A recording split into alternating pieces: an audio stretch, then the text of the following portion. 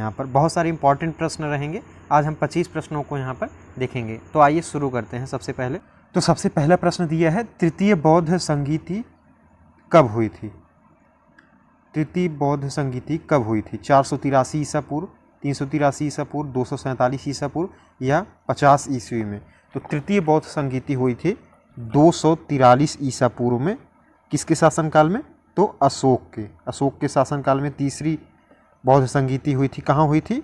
पाटलिपुत्र में तृतीय बौद्ध संगीति की गई थी। दूसरा प्रश्न हम लोग देखते हैं, वेद शब्द का अर्थ है। तो वेद शब्द का अर्थ क्या होता है? ज्ञान या बुद्धिमत्ता या कुशलता या शक्ति। तो वेद शब्द का जो अर्थ होता है वो होता है ज्ञान। तीसरा प्रश्न देखेंगे। तीसरा प्रश्न है, किस शताब्दी में कुतुब मीनार बनवाया गया था या बनाया गया था? किस शताब्दी में? 12वीं, 13वीं, 14वीं या 11वीं? तो कुतुब मीनार कब बनवाया गया था? किस शताब्दी में बनवाया गया था? तो कुतुब मीनार का निर्माण जो है कुतुबुद्दीन ऐबक के द्वारा 1206 ईस्वी से शुरू हुआ था और 1210 ईस्वी तक इसने कराया था। इसके बाद इसकी मृत्यु हो जाती है। शेष कार्य जो है इल्तुतमिश कराता है। 1210 से लेकर 1236 के बीच कुतुब मीनार का निर्माण होता है। तो ये होता है 13वीं शताब्दी में। कौन सा? ऑप्शन नंबर 2 सही हो जाएगा, बी सही हो जाएगा। 13वीं शताब्दी में कुतुब मीनार बनवाया गया था। अगला प्रश्न देखेंगे, महाभारत का अनुवाद फारसी में किसने किया था? महाभारत का अनुवाद फारसी में किसने किया था? बंदायूनी, अबुल फजल, इब्न बतूता या बाबर? तो महाभारत का जो अनुवाद है वो किया था किसने? बंदायूनी। और उसका नाम क्या हो गया? रज़्मनामा। बंदायूनी ने इस महाभारत का अनुवाद फारसी में किया था। किसने कराया था? तो अकबर ने। किसने? अकबर ने कराया था और इसका नाम रज़्मनामा हो जाएगा। नेक्स्ट प्रश्न देखते हैं, प्रार्थना समाज का संस्थापक कौन था? रामकृष्ण परमहंस या फिर स्वामी विवेकानंद, स्वामी दयानंद या आत्माराम पांडुरंग? तो प्रार्थना समाज की स्थापना किसने की थी? वो की थी आत्माराम पांडुरंग ने। इन्होंने प्रार्थना समाज की स्थापना की थी। एक चीज़ और ध्यान रखिएगा आप लोग, तो स्वामी विवेकानंद जी ने किस समाज की स्थापना की थी? तो ब्रह्म समाज। किस समाज की? ब्रह्म समाज। और दयानंद जी ने किस समाज की स्थापना की थी? तो इन्होंने की थी आर्य समाज की। आर्य समाज की दयानंद सरस्वती और आत्माराम पांडुरंग जो थे वो प्रार्थना समाज के संस्थापक थे। अब अगला प्रश्न देखते हैं, वयोवृद्ध किसे कहते थे? वयोवृद्ध पुरुष किसको जाना जाता था? तो महात्मा गांधी, दादा भाई नौरोजी, लाला लाजपत राय या फिर बाल गंगाधर तिलक? तो दादा भाई नौरोजी को क्या जाना जाता था? वयोवृद्ध के नाम से जाना जाता था दादा भाई नौरोजी को, वयोवृद्ध। नेक्स्ट प्रश्न देखेंगे, नरम दल और गरम दल के बीच फूट किस वर्ष पड़ी? 1907। कब पड़ी थी? 1907 में। कौन सा अधिवेशन था? तो वो था सूरत अधिवेशन। और अध्यक्षता किसने की थी? रासबिहारी घोष ने। तो 1907 में नरम दल और गरम दल जो है यहाँ पे दोनों के बीच फूट पड़ गई। सूरत का अधिवेशन था, इसकी अध्यक्षता कर रहे थे रासबिहारी घोष। इनको याद रखिएगा आप लोग। नेक्स्ट देखेंगे, इंडियन नेशनल कांग्रेस के प्रथम मुस्लिम अध्यक्ष कौन थे? तो इंडियन नेशनल कांग्रेस के प्रथम मुस्लिम अध्यक्ष कौन थे? तो वो थे बदरुद्दीन तैयब जी। ये पहले मुस्लिम अध्यक्ष थे कांग्रेस के। तो बदरुद्दीन तैयब जी प्रथम मुस्लिम अध्यक्ष थे। और रहमतुल्लाह सयानी, इनके अध्यक्षता में क्या किया गया था? वंदे मातरम गाया गया था। नेक्स्ट देखेंगे, चौरी चौरा कांड के बाद गांधी जी ने स्थगित कर दिया था। चौरी चौरा कांड के बाद किस आंदोलन को गांधी जी ने रोक दिया था? सविनय अवज्ञा, खिलाफत आंदोलन, असहयोग आंदोलन या भारत छोड़ो आंदोलन? तो चौरी चौरा कांड के बाद गांधी जी ने असहयोग आंदोलन को क्या किया? रोक दिया, स्थगित कर दिया। कौन सा? असहयोग आंदोलन। ऑप्शन नंबर तीसरा यहाँ पर सही हो जाएगा। नेक्स्ट देखेंगे, धुआंधार जलप्रपात किस नदी पर है? तो धुआंधार जलप्रपात ये है नर्मदा नदी पर। कौन से?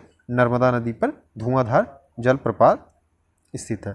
अब बात करेंगे, निम्नलिखित में से कौन सा रूपांतरित चट्टान नहीं है? यानी रूपांतरित चट्टान इसमें से कौन सा नहीं है? स्लेट, सीस्ट, डायोराइट या फाइलाइट? तो इसमें जो रूपांतरित चट्टान नहीं है वो है डायोराइट। ये रूपांतरित चट्टान का रूप नहीं है। दोहरी नागरिकता किसकी विशेषता है? तो दोहरी नागरिकता एकात्मक सरकार की या फिर संघ सरकार की या संसदीय सरकार की या राष्ट्रपति शासित सरकार द्वारा। तो इसमें कौन सा ऑप्शन सही हो जाएगा? वो हो जाएगा ऑप्शन नंबर बी सही हो जाएगा, संघीय सरकार। संघीय सरकार दोहरी नागरिकता की विशेषता है। नेक्स्ट बात करेंगे, भारतीय संसद के संयुक्त सत्र की अध्यक्षता कौन करता है? तो संयुक्त सत्र बुलाएगा कौन? वो बुलाएगा राष्ट्रपति, लेकिन इसकी अध्यक्षता कौन करेगा? वो करेगा लोकसभा का अध्यक्ष। यानी ऑप्शन नंबर सी यहाँ पर सही हो जाएगा। जो यानी राज्यसभा और लोकसभा दोनों की जब संयुक्त बैठक होती है तो उसकी अध्यक्षता करते हैं लोकसभा के अध्यक्ष।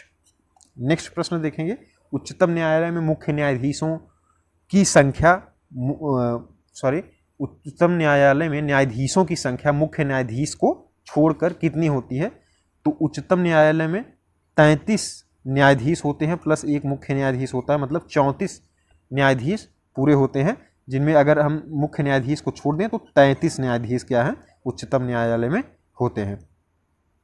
नेक्स्ट प्रश्न अगर देखेंगे, भारत में हरित क्रांति की शुरुआत कहाँ से की गई? तो ये शुरू की गई थी कृषि विश्वविद्यालय पंतनगर से। कहाँ से?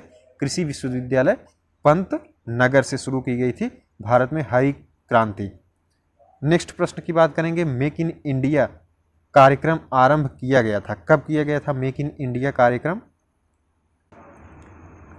तो इसकी शुरुआत हुई थी सितंबर 2014 में। मेक इन इंडिया की शुरुआत हुई थी कब? सितंबर 2014 में। याद रखिएगा, मेक इन इंडिया का कार्यक्रम सितंबर में आरंभ किया गया था। नेक्स्ट अगर हम लोग बात करें, भारत का सबसे बड़ा व्यापारिक बैंक कौन सा है? तो स्टेट बैंक ऑफ इंडिया जो है वो क्या है? भारत का सबसे बड़ा व्यापारिक बैंक है स्टेट बैंक ऑफ इंडिया।